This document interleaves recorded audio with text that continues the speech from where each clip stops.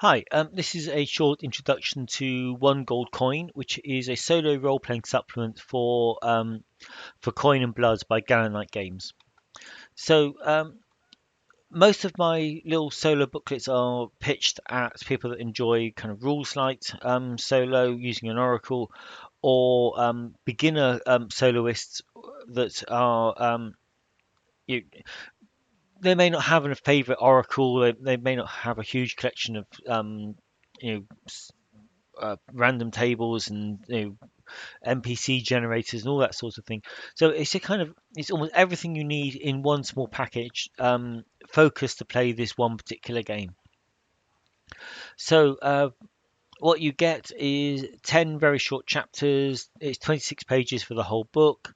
Now I start off with kind of what is solo roleplay and a little bit of advice in getting going.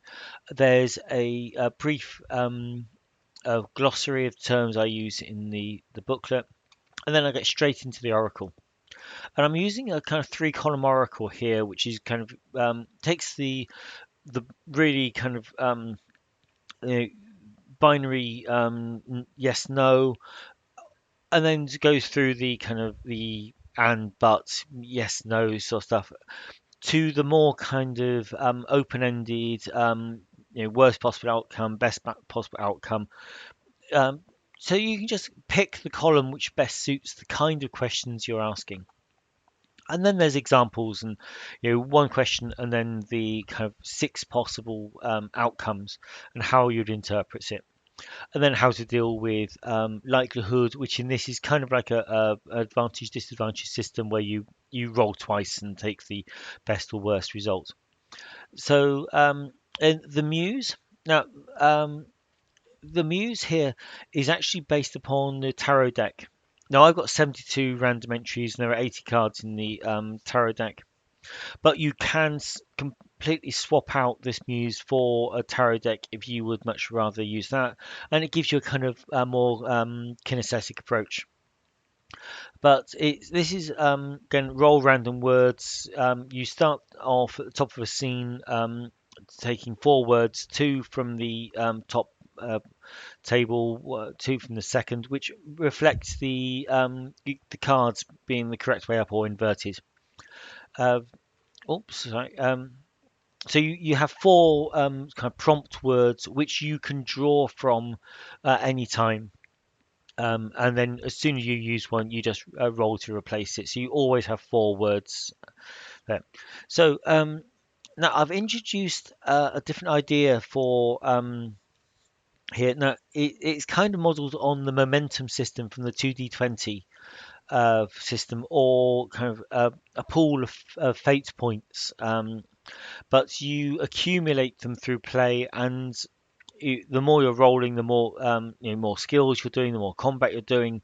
Um, the more you're going to accumulate these adrenaline points, and when you when things slow down and you're doing less, they can ebb away as if the action subsides, then your stock of adrenaline points subsides as well. So that's just kind of to give a solo character a little bit of assistance when things get tough.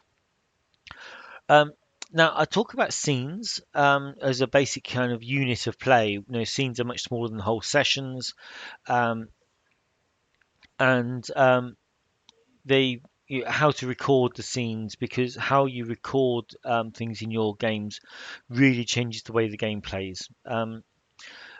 Then a little bit about naming scenes, which I find quite useful. And then now one of the core elements of for Coin and Blood are mysteries and investigations, and I've used that and extrapolated it to as a way of creating solo adventures and running solo adventures in a kind of sandbox style.